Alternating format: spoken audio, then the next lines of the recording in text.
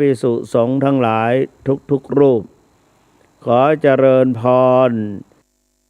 ญาติโยมสาธุชนพุทธบริษัทที่นับวันนี้รายการร่วมฟังธรรมและสนทนาธรรมออนไลน์กับท่านพระสุวรรณเมธีวัดพระธาตุศรีจอมทองอำเภอจอมทองจังหวัดเชียงใหม่โดยเป็นรับตำแหน่งรักษาการเจ้าอาวาสวัดพระธาตุศรีจอมทองและดำรงตำแหน่งเจ้าคณะอำเภอจอมทองวันนี้อยู่บ้านร่วมบุญตลอดพรรษาออนไลน์โดยวัดพระธาตุศรีจอมทองวรวิหารร่วมกับกรมการศาสนาและกระทรวงวัฒนธรรมและโดยให้ได้รับการสนับสนุนจากสถานีวิทยุวัดฝายหิน FM 104.5 เมกะเฮิรตซ์ฝายหินได้จัดให้พบปะกันในทุกวันพฤหัสบดีและวันศุกร์ตั้งแต่เวลา 4 ทุ่มจนถึง 5 ทุ่มก็1 ชั่วโมงเต็มวันเมื่อวานนี้ขออภัยก็ไม่ได้เปิดเสียงให้ท่านพุทธศาสนิกชนผู้มีเกียรติตลอดถึงศรัทธาพี่น้องได้โทรไปคุยด้วยก็มีหลายท่านก็บอกว่าไม่รู้ว่ามีคนฟังบ้างเปล่าแต่ว่ารู้ว่ามีเพราะว่าเมื่อวานนี้ท่านเจ้าคุณไม่ได้เปิดเสียงให้เพราะว่ามุ่งแต่จะพูดอย่างเดียวให้จบอย่างเดียว วันนี้ก็เลยจะแบ่งเวลาให้แต่ว่าตอนนี้ก็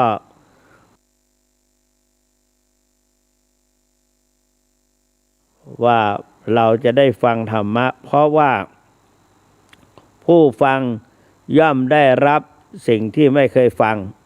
2สิ่งใดได้เคยฟังแล้วแต่ไม่เข้าใจชัดย่อมเข้าใจสิ่งนั้นชัด3บรรเทาความสงสัยได้4ทำความเห็นให้ถูกต้อง5จิตย่อมผ่องใสเพราะฉะนั้นการฟังนี้ได้บุญได้ความรู้ได้อุปนิสัยได้หลักการปฏิบัติแล้วก็ได้อุทิศส่วนบุญส่วนกุศลไปให้แก่บรรพชนหรือว่าบุรพาจารย์ตลอดถึงสมัยก่อนตอนที่พระพุทธศาสนาเริ่มที่พระสัมมาสัมพุทธเจ้าประกาศพระศาสนาก็ผู้ฟังก็ได้รับผลประโยชน์คือได้เข้าใจถึงธรรมคำสั่งสอนและก็จงได้รับยกย่องว่าเป็นพระสาวกของพระพุทธเจ้าสาวกก็คือว่าแปลว่าผู้ฟังผู้สำเร็จผู้ได้บรรลุคุณธรรมนั้นมาจากการฟังสุนาติติสาวโกผู้ใดย่อมฟังเหตุนั้นผู้นั้นชื่อว่าพระสาวกแปลว่าผู้ฟังนะวันนี้ก็เช่นเดียวกันภาคต้นนั้นพระเจ้าคุณจะได้บรรยายวันนี้ได้ยกขึ้นได้นอบน้อมต่อพระผู้มีพระภาคเจ้าด้วยคำว่านะโมนะโมเนี่ยแปลว่าความนอบน้อมนามธาตุในความนอบน้อม นอบน้อมด้วยกายมีการกราบมีการไหว้มีการแสดงความเคารพในพิธีต่างในท่าทางลักษณะต่างๆในอิริยาบถต่างๆมีความเคารพมีการโค้งศีรษะลงมีการน้อมยืนตรงและใจนอบน้อมด้วยความอ่อนน้อมในจิตในใจนะแล้วก็มีการโค้งให้มีการกราบมีการไหว้แล้วก็มีการบูชามีการหลบเลี่ยงไม่ให้เงาตนเองไปทับกับสิ่งที่เรานับถือ แล้วก็ไม่เหยียดเท้าไปถึงคนไทยเราไม่เหยียดเท้าไปทางไม่อยู่เหนือลมไม่อยู่เหนือลมแต่พยายามอยู่ดังด้านใต้ลม ทิศจากสิ่งที่เราสักการะบูชาเช่นพระธาตุอย่างนี้เป็นต้นตลอดถึงพระสงฆ์และมีการนอบน้อมด้วยกายนอบน้อมด้วยวาจามีการสรรเสริญในพระคุณของพระรัตนตรัยนอบน้อมด้วยวาจานอบน้อมด้วยจิตด้วยใจมีความเคารพยำเกรงชื่นชมมีใจยกย่องเชิดชูและก็ยึดถือตามหลักธรรมคำสอนว่าควรหลีกสิ่งไหนควรหลีกคนดังที่ยกขึ้นมาว่าสิ่งควรหลีกคือความชั่วสิ่งควรกลัวคือความผิดพลาดสิ่งอุบาทคือความขัดแย้งสิ่งร้ายแรงก็คือความมัวเมา เราจะหลีกอะไรโบราณว่าหลีกหมาให้พอประมาณศอกหลีกวอกให้พอประมาณวาหนึ่งหลีกสิ่งที่พาลาบาปใบ้ร้อยโยชน์พันโยชน์อันนั้นก็คือคนชักชวนในทางทำไม่ดี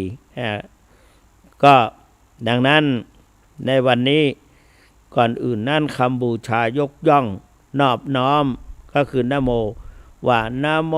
ตัสสะภะคะวะโตขอนอบน้อมแด่พระผู้มีพระภาคเจ้าพระองค์นั้นพระผู้มีพระภาคเจ้ามีลักษณะอรหังเป็นผู้ไกลจากกิเลสเป็นผู้ไม่มีกิเลสเป็นผู้ไกลจากกิเลสสัมมาสัมพุทธัสสะ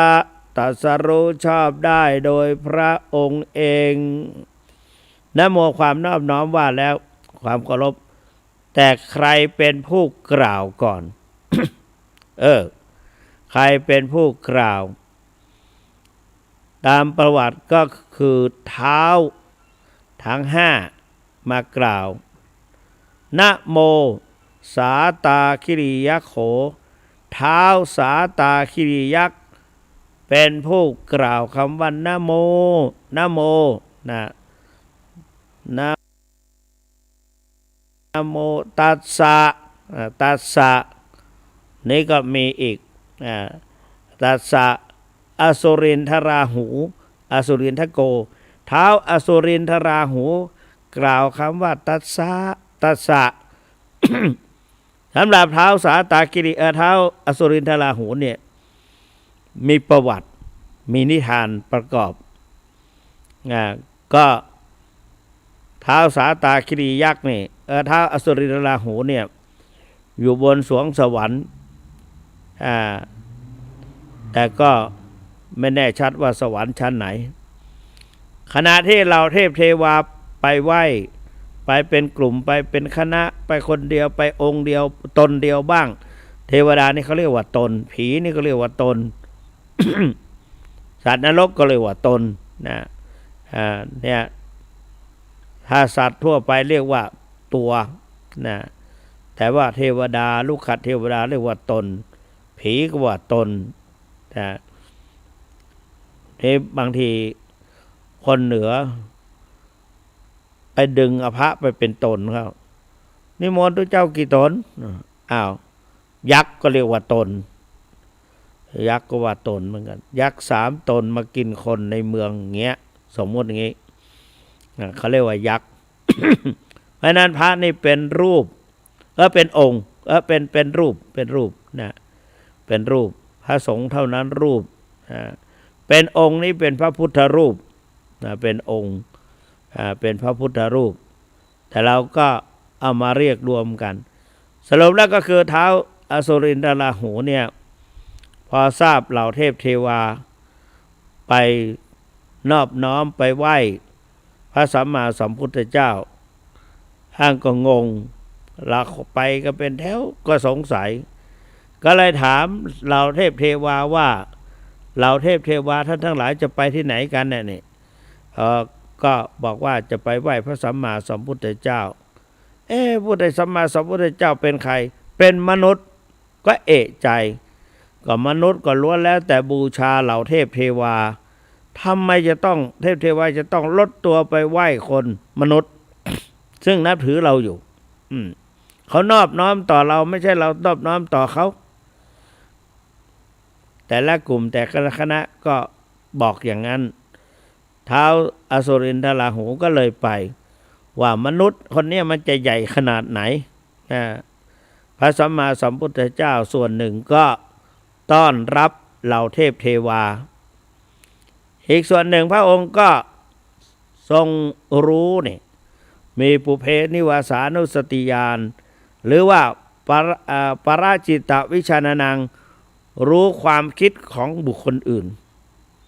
ก็รู้ว่าเท้าอสุรินทราหูเนี่ยหมิ่นประมาทพระองค์สงสัยว่าจะใหญ่ขนาดไหนจะสู้เราได้ยังไงในขณะที่เราเทพเทวาทั้งหลายก็เห็นพระพุทธเจ้าก็ธรรมดา ท่านเป็นมนุษย์ก็หุ่นกับมนุษย์ในสมัยนั้นก็เป็นครบอาการสัพพุริสลักษณะ32ประการครบถ้วนบริบูรณ์สง่างามกว่าเหล่าเทพเทวาและมนุษย์ทั้งหลายแต่ว่าปรากฏแก่สายตาของเท้าอสุรินทราหูเนี่ยใหญ่มากๆยิ่งพระองค์จะเท้าอสุรินทราหูจะขยายตัวเท่าไหร่เนื้อตัวท่านก็องค์ของท่านก็คือลดลงถ้ากับมดปวกตัวเล็กๆไปอยู่ใกล้ๆภูเขา ก็จึงนับถือว่าตัสสะอันนี้นะโมท้าวสาตาคิริยโขท้าวสาตาคิริยกล่าวว่านะโม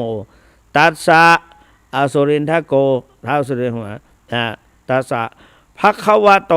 จตุมหาราชาท้าวจตุมหาราชท้าวทั้งสี่เขาว่าภควโตอรหะโตสักโกท้าวสกะเทวราชอยู่บนสวงสวรรค์ชั้นดาวดึงส์คำว่าอรหะโต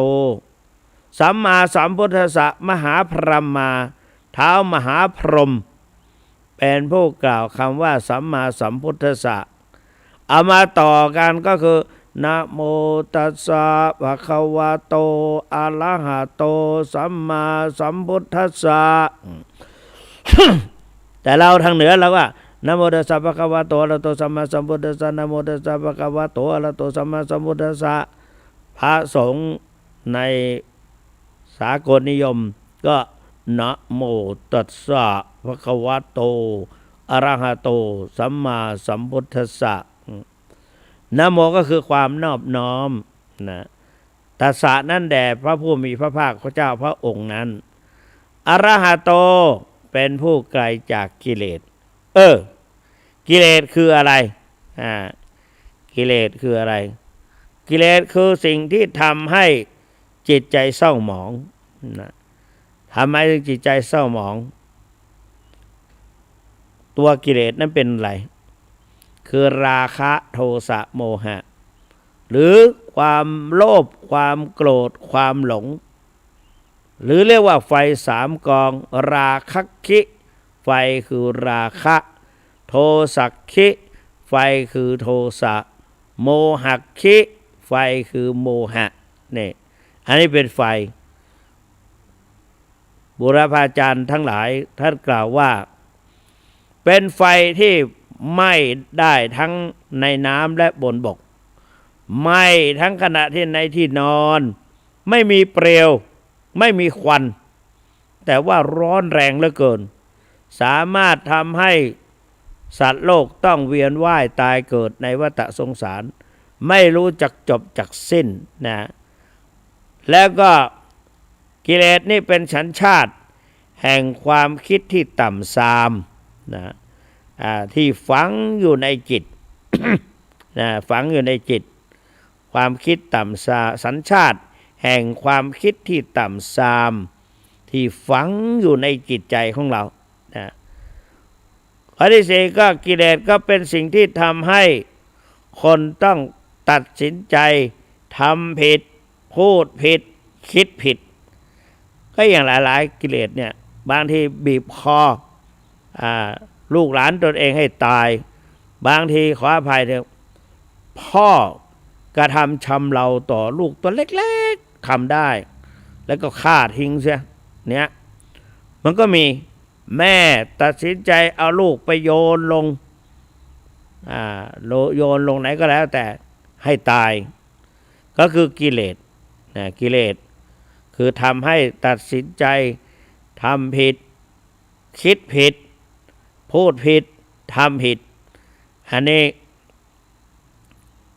เพราะกิเลสจึงทำให้มนุษย์ต้องไม่ใช่มนุษย์ทำให้คนมนุษย์เขาไม่ทำทำให้คนต้องตัดคิดผิดพูดผิดทำผิดแล้วก็กิเลสเนี่ยเป็นสิ่งที่ทำให้จิตใจไม่สามารถที่จะบรรลุมรรคผลนิพพานได้นะไม่สามารถที่จะบรรลุมรรคผลนิพพานได้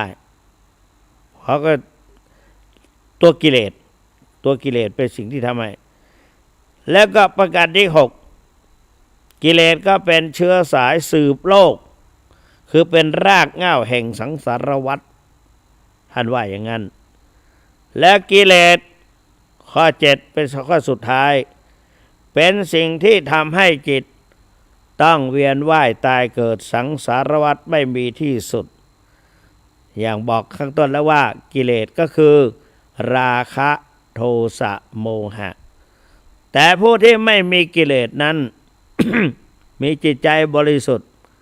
ก็ได้แก่พระอริยบุคคลมีพระสัมมาสัมพุทธเจ้าเป็นต้นเป็นพระสัมมาสัมพุทธเจ้าซึ่งได้ตรัสรู้แน่นั้นเนี่ยเพราะฉะนั้นกิเลสจึงเป็นสิ่งที่จะต้องกำจัดด้วยการประพฤติปฏิบัติวิปัสสนากรรมฐานนี่ที่พระพุทธเจ้าเพราะฉะนั้นเราท่านทั้งหลายพระพุทธเจ้าทรงตรัสแล้วก็ทำประพฤติปฏิบัติเพื่อที่จะให้หมดการเวียนว่ายตายเกิดในวัฏสงสารท่านสาธุชนพุทธบริษัททั้งหลายทีนี้วันนี้พอมาพูดถึงปฏิบัติการปฏิบัติการปฏิบัติในทางพระพุทธศาสนามีหลายท่านถามมา ขอโทษวันระยะนี้ฝนตกออกจากกุฏิไปโน่นไปนี่นั่งรถกลับไปก็ดีวันนี้ก็มีแขกมีอาคันตุกะเขาเรียกว่ามี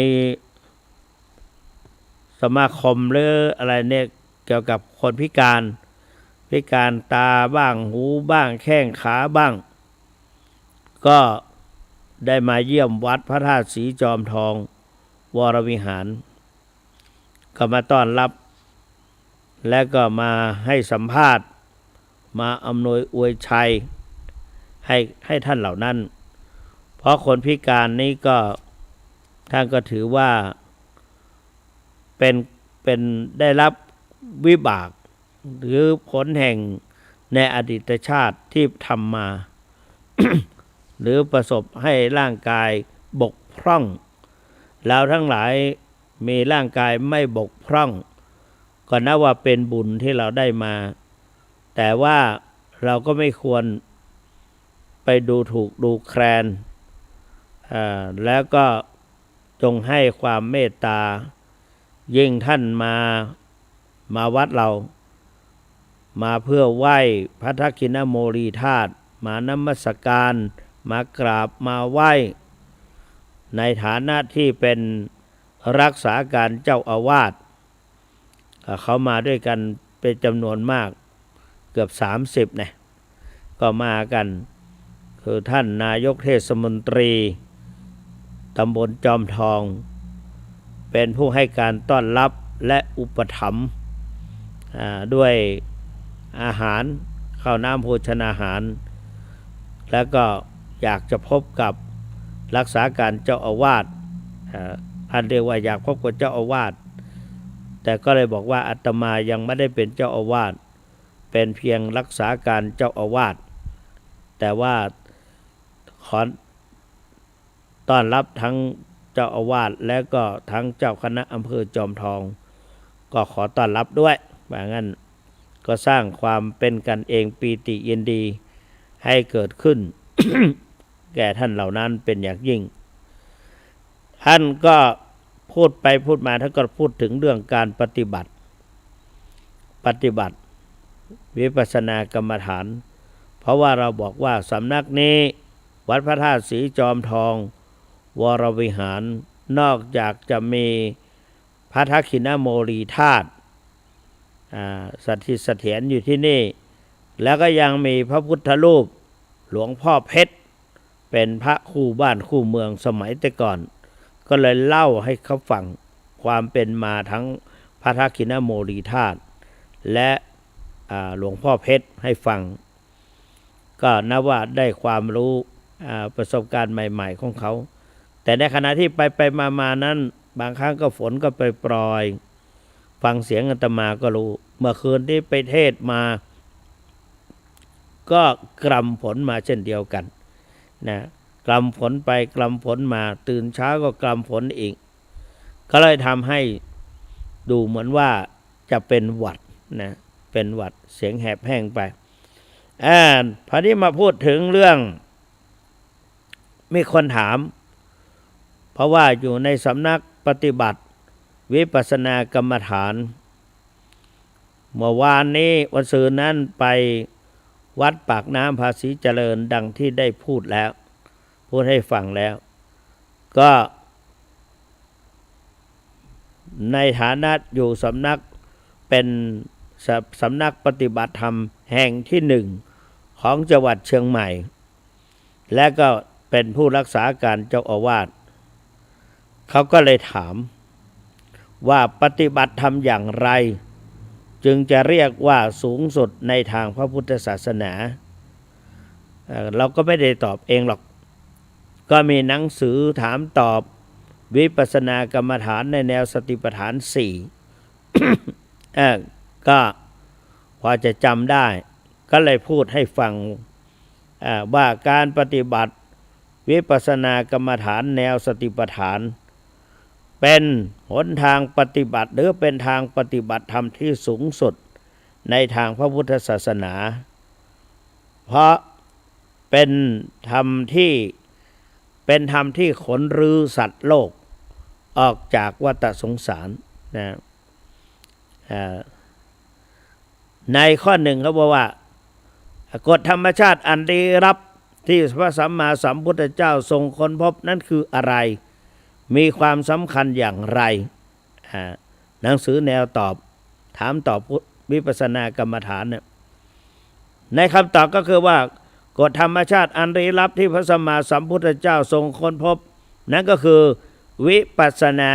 ในแนวสติปัฏฐาน4เป็นทฤษฎีที่ขนรื้อ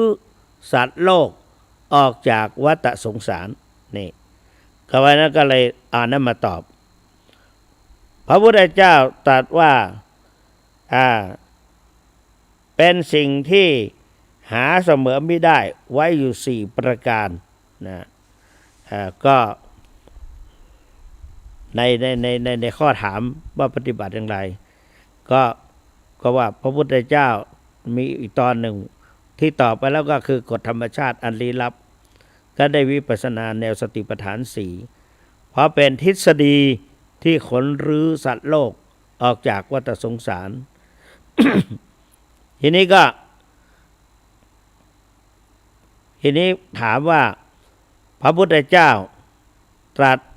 ว่าสิ่งที่เสมอกันหาเสมอกันไม่ได้ไว้อยู่4ประการในตัวเราเนี่ยที่ว่าเรียกอย่างว่าความรักนัตถิอัตตสมังเปมังความรักเสมอด้วยตนไม่มีจะรักใครก็ตามรักตนมากกว่าเนี่ยเสมอด้วยตนเองไม่มีแล้วก็ไฟที่เสมอ ราคะอันนี้เดี๋ยวก็มีอยู่นะไปที่สมท่านบอกว่าศัตรูใดจะเสมอด้วยพยาธิไม่มีพยาธิคือความเจ็บไข้ได้ป่วยไม่ใช่ตัวพยาธินะความเจ็บไข้ได้ป่วยเนี่ยเป็นสิ่งที่บั่นทอนอะไรมากมายเช่นการศึกษาเราเรียนเล่าให้ฟังในปีพุทธศักราช 2516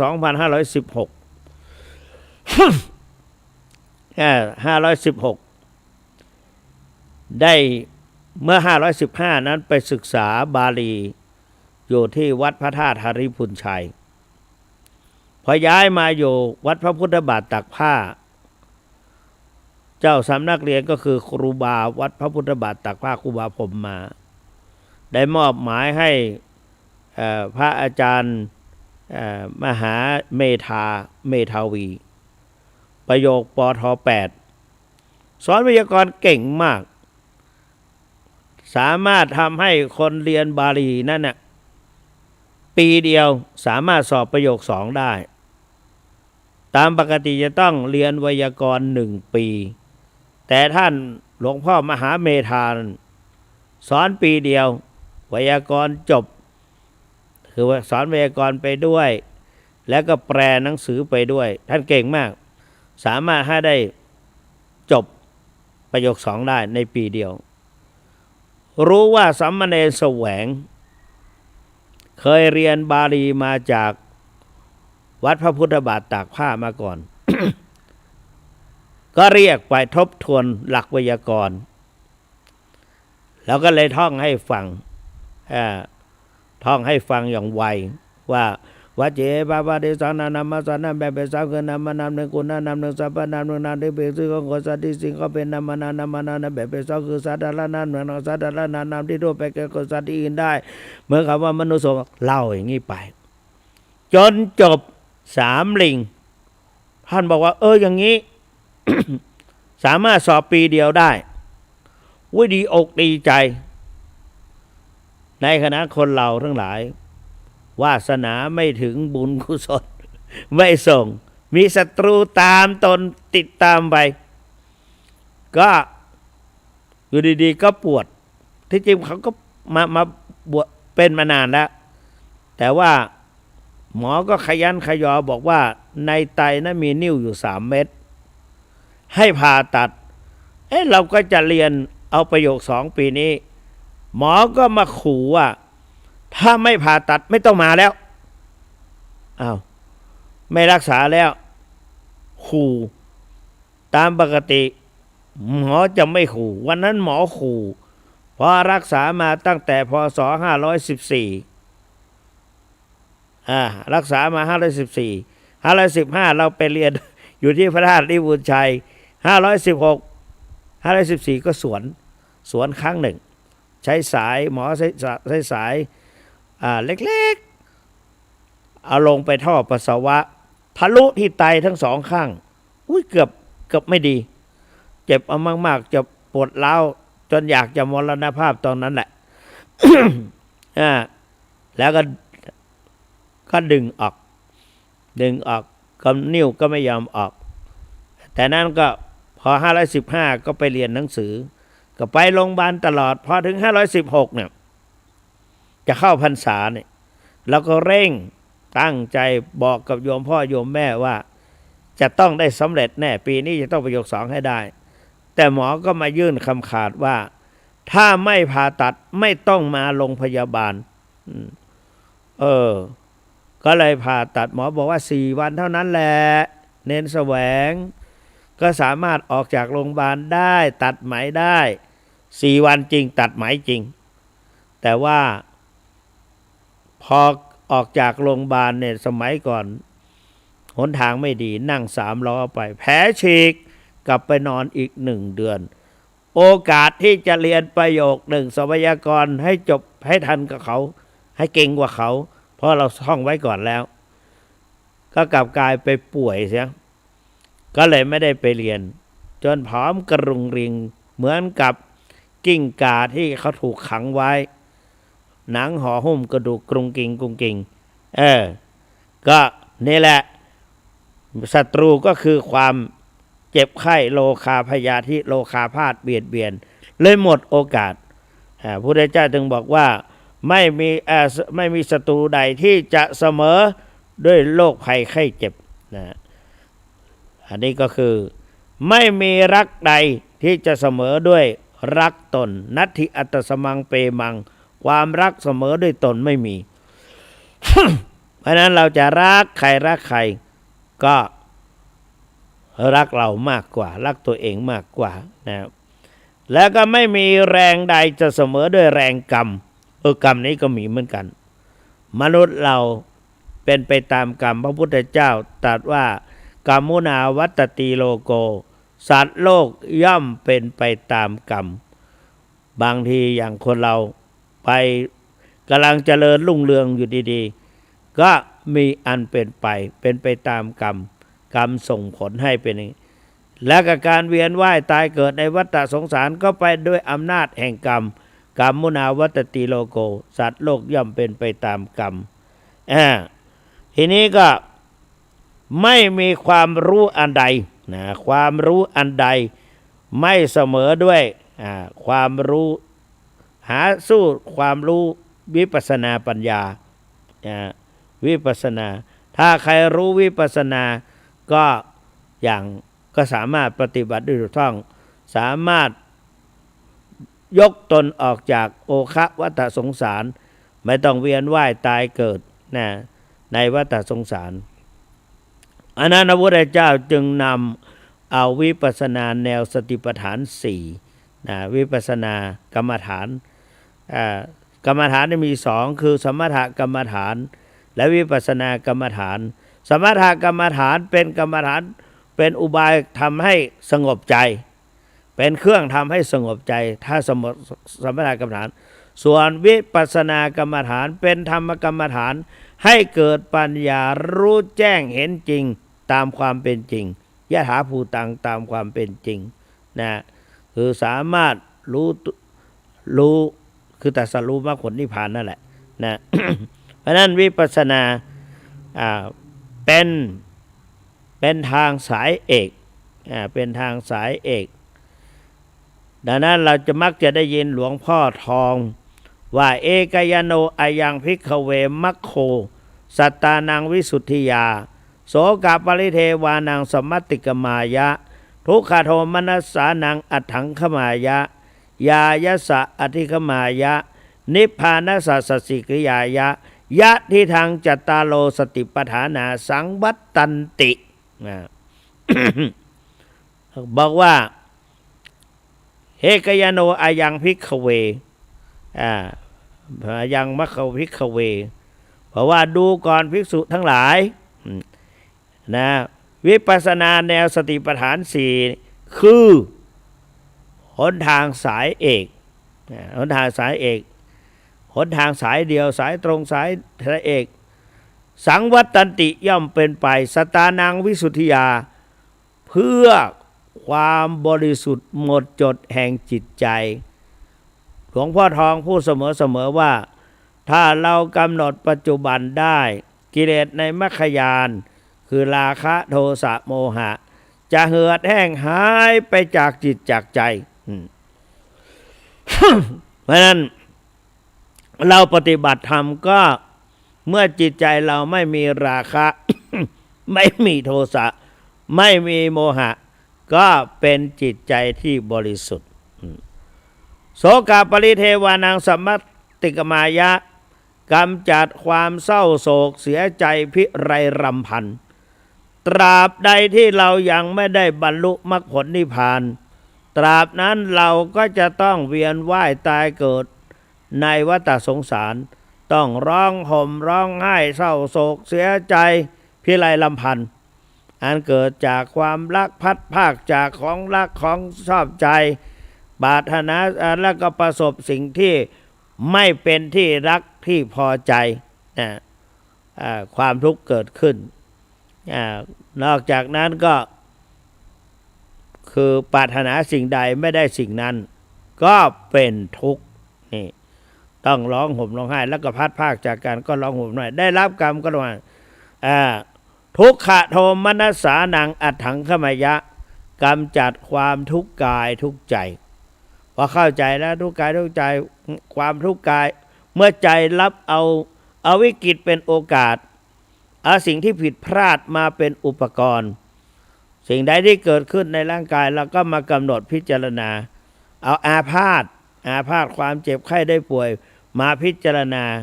ว่าเกิดขึ้นตั้งอยู่ดับไปเกิดขึ้นตั้งอยู่ดับไปก็กลายเป็นอาหารของวิปัสสนาไป ความเจ็บไข้เวทนาต่างๆกลายเป็นอาหารนะแล้วก็ยายะสะอธิคมายะย่อมเข้าถึงหลักความจริงของชีวิตคืออริยสัจสี่ทุกข์สมุทัยนิโรธมรรคเพื่อบรรลุถึงที่สุดแห่งความเศร้าสิ้นทุกข์ก็คือพระนิพพานนิพพานังปรมังสุขังพระนิพพานเป็นสุขอย่างยิ่งนี่ทางนี้เป็นทางสายเอกเพื่อสติปัฏฐานสี่จัดว่าเป็นทางสายเอกจากสายเอกก็คือพระสัมมาสัมพุทธเจ้าทรงตรัสรู้ด้วยพระองค์เองไม่มีใครมาเป็นครูบาอาจารย์สอนไม่มีแล้วก็มีสอนเฉพาะในพระพุทธศาสนาเท่านั้นแสดงว่าหนึ่งละสายหนึ่งตรัสรู้ชอบได้ด้วยพระองค์เองสองสอนเฉพาะในทางพระพุทธศาสนาประการที่สามต้องปฏิบัติด้วยตนเองจะให้ใครมาปฏิบัติแทนเราก็ไม่ได้พ่อแม่จะให้เราว่าลูกลำบากเหลือเกินปฏิบัติไม่ต้องละแม่จะปฏิบัติแทนลูกสงสารลูกเหลือเกินก็ไม่ได้เราก็สงสารลูกศิษย์ลูกหาไม่เป็นไรหลวงพ่อจะปฏิบัติแทนลูกก็ไม่ได้เราจะปฏิบัติแทนพ่อแทนแม่ก็ไม่ได้ต้องปฏิบัติด้วยตนเองต้องปฏิบัติด้วยตนเองประการที่เท่าไหร่สี่เป็นทางสายตรงเป็นทางสายตรงไม่ใช่ทางสองแพร่งสามแพร่งประการที่ห้าประการที่ห้าเป็นจุดมุ่งหมายคือพระนิพพานเท่านั้นจุดมุ่งหมายที่สุดของการปฏิบัติก็คือพระนิพพานเท่านั้นนี่เพราะนั้นจึงเป็นหนทางสายเอกเป็นเอกยนมรรคนี่แหละเพราะนั้นวิปัสสนากรรมฐานเป็นกรรมฐานที่สามารถรู้แจ้งเห็นจริงและก็สามารถที่ดังที่บอกไว้ว่าได้บรรลุมรรคผลนิพพานเป็นเอกายนมรรคเป็นทางสายเอกแล้วก็มีสอนในทางพุทธศาสนาดังที่ว่าไปแล้วเดี๋ยวมันก็จะวนเวียนมาเหมือนเดิมอันนั้นวิปัสสนาแนวสติปัฏฐานสี่คือกายเวทนาจิตธรรมเพราะนั้นเราก็วันนี้ก็ล่วงเลยไป40นาทีเหลืออีก20นาทีก็จะหมดชั่วโมงเพราะชั่วโมงหนึ่งมี60นาทีก็ได้บอกไปแล้วว่าวันก่อนวันเมื่อวานนี้วันพฤหัสบดีตั้งใจมาพูดวันก็ผิดบอกผิดไป เพราะว่าเบลอกลับจากกรุงเทพมาถึงตอนเช้าหลับบ้างไม่หลับบ้างก็รถไปตีหนึ่งไปถึงตอนโน้นก็เที่ยงพอดีเข้าร่วมงานจนถึง1 ทุ่มกว่าก็ออกมาแล้วก็ขึ้นรถมาถึงตี 5ครับก็5นาทีถึงกุฏิแล้วก็ขึ้นไปบนมหาศาลาในศาลาไม่สักและสัมมาศาลาสามัคคีธรรมพอดีญาติโยมมานอนวัดก็จะลาศีลก็รับศีลลาอุโบสถศีลรับศีล5ไปแล้วก็ในฐานะที่เป็น รักษาการเจ้าอาวาสเป็นหน้าที่ที่จะต้องทำหน้าที่คือกิจที่จะต้องทำกรรมที่จะต้องประกอบสิ่งที่จะต้องรับผิดชอบนี่คือหน้าที่มีการแต่งตั้งที่เป็นไปโดยธรรมชาติอันนี้ได้รับการแต่งตั้งเจ้าคณะจังหวัดแต่งตั้งให้เป็นรักษาการเจ้าอาวาสสมัยหลวงปู่มีชีวิตหรือดำรงธาตุขันธ์หลวงปู่ก็ป้า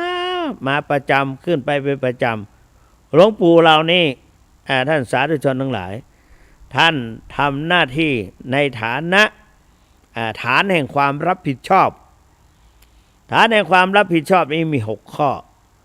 1. ทำในสิ่งที่ตนจะต้องทำคือหน้าที่ทำในสิ่งที่จะต้องทำ 2. มีความบากบั่นพยายามต่อไปและตลอดเวลาต้องมีความบากบั่นพยายาม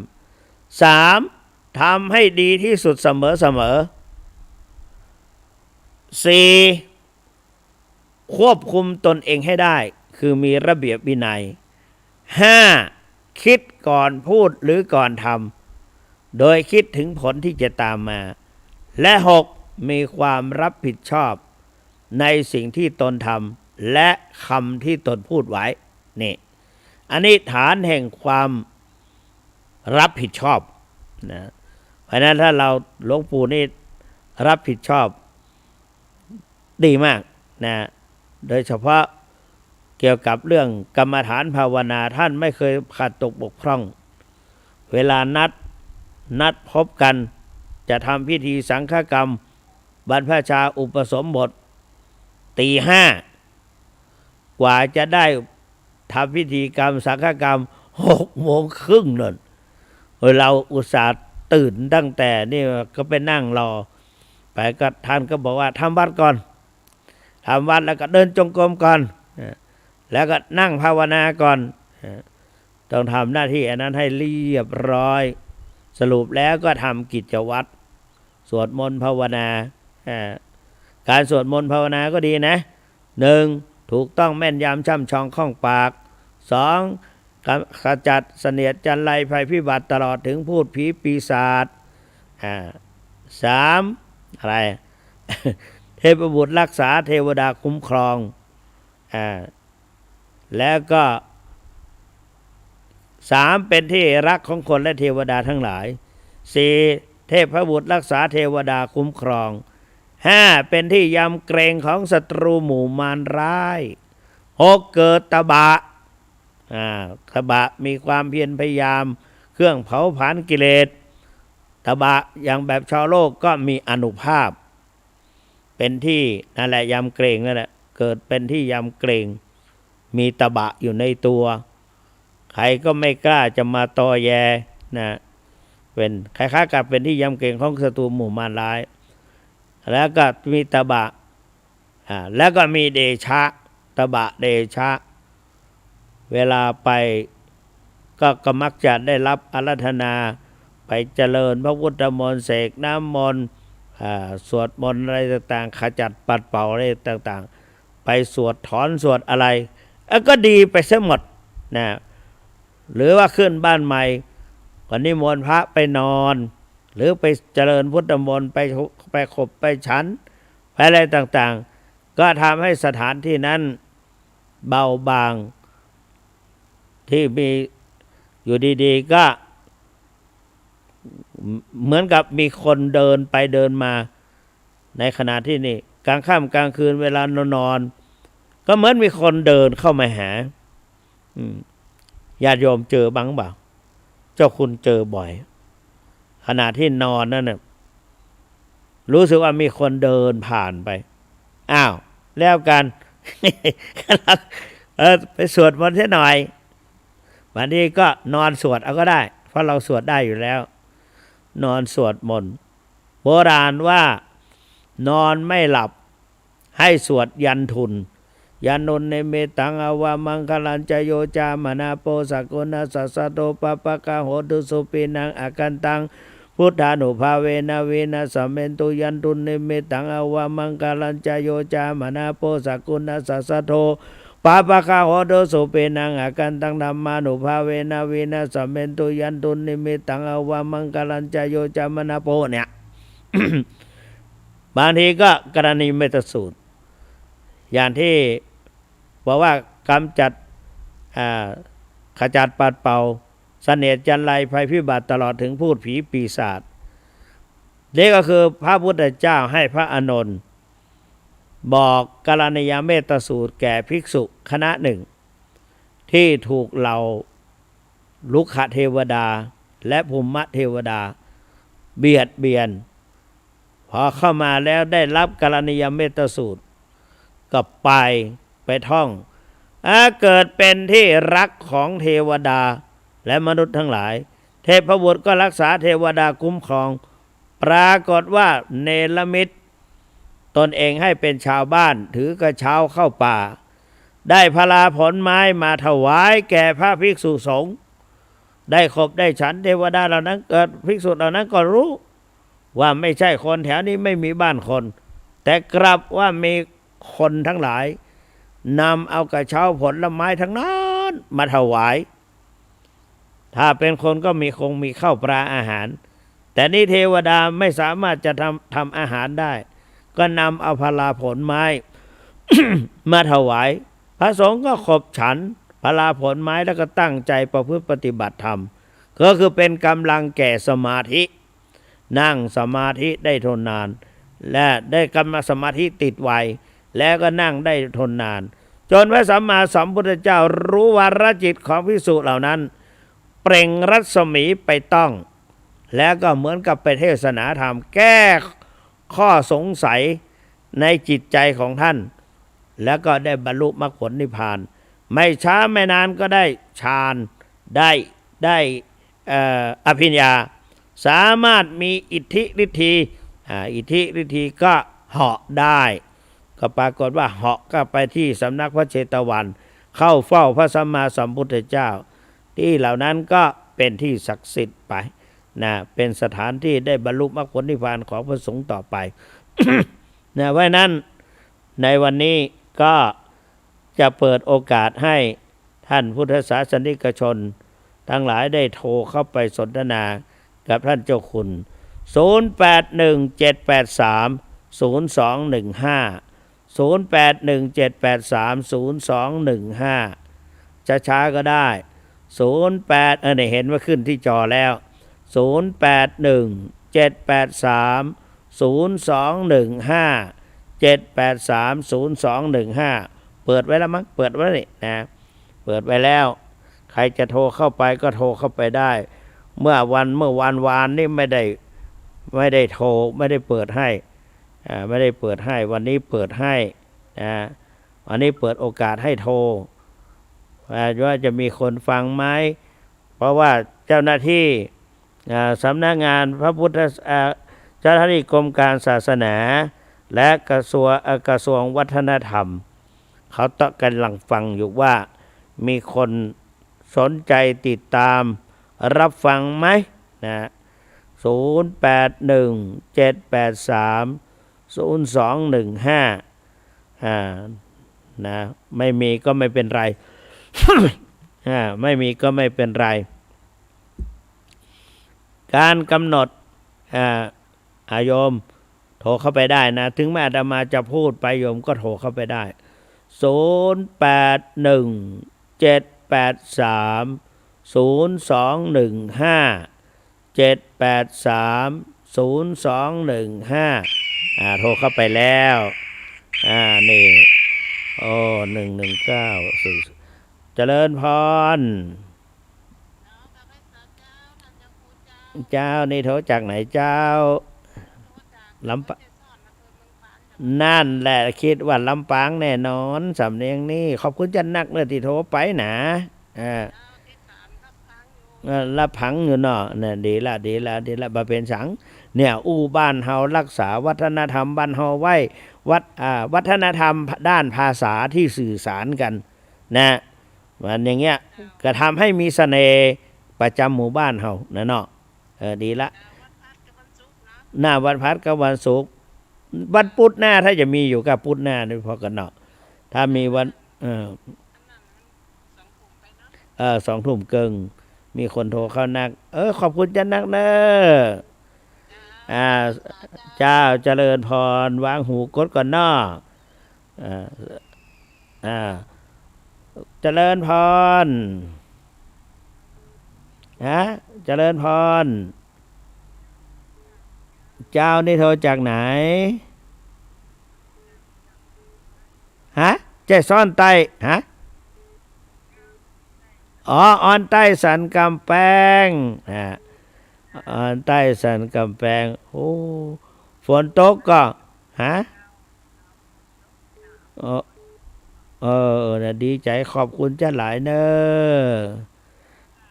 ะมีคนโทรเข้ามาอยู่นะ0817830215ข้อความที่ฮับมาได้โค้ดเข้ามาใหม่เหลือแถม8 นาที ใครที่กดเข้ามาตะกี้น่ะ0817830215กดแถมมันปันกันบ่นี่เข้ามาแล้วเจริญพรเจ้านี่โทรจากไหนอำเภอเมืองเชียงใหม่โอ้เป็นได้ในเชียงใหม่ฝนตกว่าก็หาในก็หายุดเนี่ยเนาะนั่นน่ะตกแห้งว่าฟ้าผ่าฟ้าแผะว่ามีเนาะตกมันก็ชุ่มช่ำดีพืชพันธุ์ธัญญาหารโป่งได้กินพักไม้ไส้เครือเนาะอายุวันโนสุขังพลังขอบคุณจันนักเนอจะเจริญพรปิดกันปีนะ0817830215กดปิดกันเนาะโยมกดอาตมากดก็ได้นะ081783ไม่หลงไม้โทรมาลงไม้ใหม่ไม่หลงไม้ไม่หลงไม้โทรมาหลงไม้โทรมาแถมใหม่ลงไม้โทรมาแถมใหม่0817830215พอดีลงไม้โทรเข้ามามันรุดไปเหี่ยหลายคนน่ะ อันนี้ไผลงไม้มาละ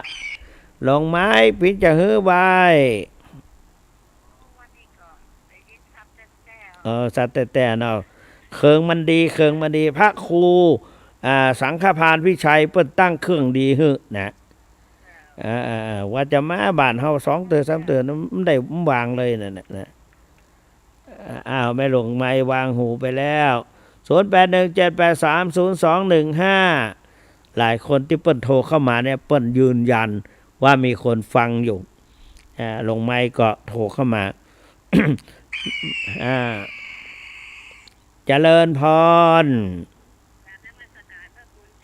เจ้าเดี๋ยวจากไหนเจ้า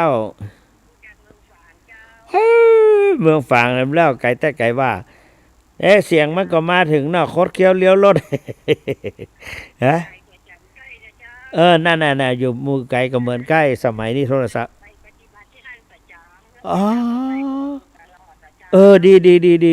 ีวิปัสสนาในแนวสติปัฏฐาน4ว่าได้เนาะวิปัสสนาในแนวสติปัฏฐาน4 1กาย2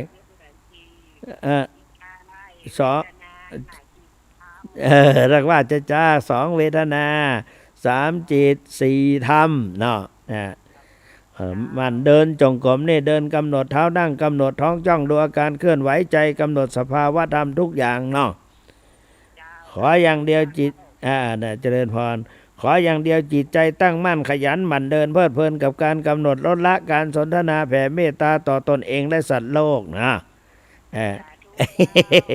โยมไม่ได้ถามเลยวางหูก่อนนะโยมนะแม่เนาะคนอื่นกำลังโทรเข้า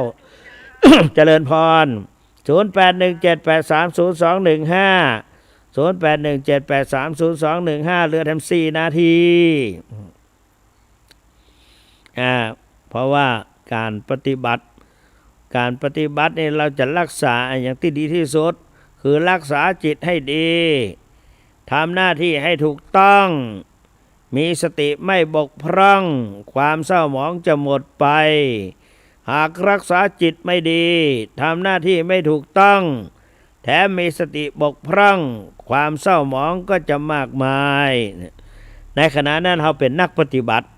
รักษาจิตให้ดีก็มีสติ รักษาจิตอยู่กับปัจจุบันนะรักษาจิตให้ดีทำหน้าที่ให้ถูกต้องนักปฏิบัติหน้าที่ของปฏิบัติหลวงปู่ทองพูดว่าหนึ่งผูกจิตผูกใจไว้ในสติปัฏฐานสี่คือกายเวทนาจิตธรรม สองสำรวมอินทรีย์หกคือตาหูจมูกลิ้นกายใจสามวิริยะคือมีความเพียรพยายามชนิดกินน้อยนอนน้อยพูดน้อยปฏิบัติมากสี่จิตจับในอารมณ์ใดกำหนดให้มั่นในอารมณ์นั้นห้าจิตหลุดโดยอาการใดกำหนดให้รู้โดยอาการนั้นสรุปแล้วก็คือมีจิตอยู่กับสติปัฏฐานสี่กายเวทนาจิตธรรมนะวันนี้ หัวว่าอาตมาจะติดขัดมาแต่มาไปคงใส่ไปดื่มน้ำเย็นที่ไหนมาสักตีบางทีก็ได้ฉันน้ำเย็นบางทีก็มีเตื้อหนึ่งขาน้ำแข็งไอติมเจริญพร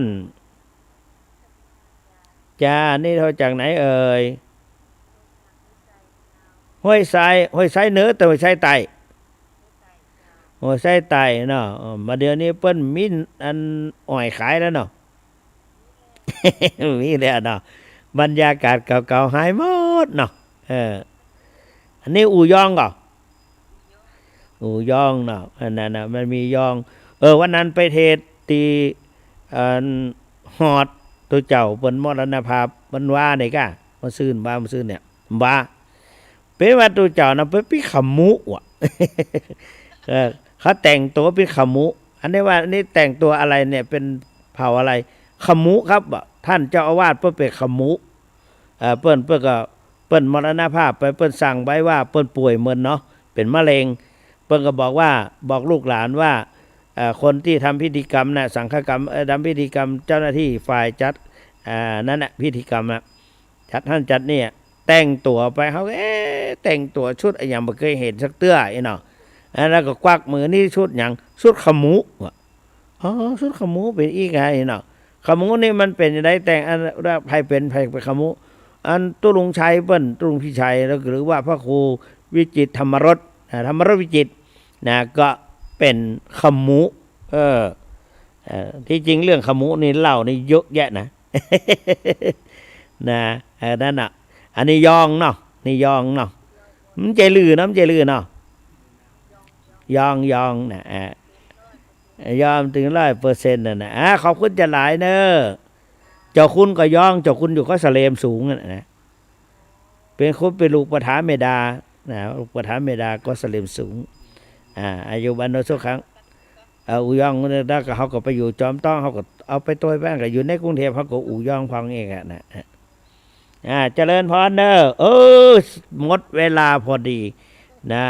วางหูเตะวางก็แล้วสุดแล้วแต่นะก็ขออนุโมทนาขอบคุณกับขอบพระคุณสำหรับพระเถรานุเถระพระภิกษุสงฆ์ทั้งหลายที่รับฟังรายการนี้กับท่านเจ้าคุณพระสุวรรณเมธีและก็เจริญพรขอบคุณศรัทธาญาติโยมทั้งหลายทุกท่านที่ได้ร่วมสดับรับฟังและก็ยังมีเมตตาโทรศัพท์ไปเยือนเรียกว่าเยี่ยมเยียนนะไปเยี่ยมเยียนท่านเจ้าคุณถึงต้นสถานีก็ขอขอบคุณและอนุโมทนาท่านที่ไม่ได้โทรก็ไม่เป็นไรก็อนุโมทนาเหมือนกันขออ้างเอาคุณพระศรีรัตนตรัยและบารมีของพระทักษิณโมลีธาตุเจ้าศรีจอมทองจงรวมกันเป็นตบะเดชะอภิบาลคุ้มครองป้องกันปกห่มรักษาสาธุชนผู้พุทธบริษัทผู้ได้ร่วมสดับรับฟังรายการฟังธรรมะและสนทนาธรรมออนไลน์กับท่านเจ้าคุณพระสุวรรณเมธีให้ทุกท่านมีความสุขสวัสดี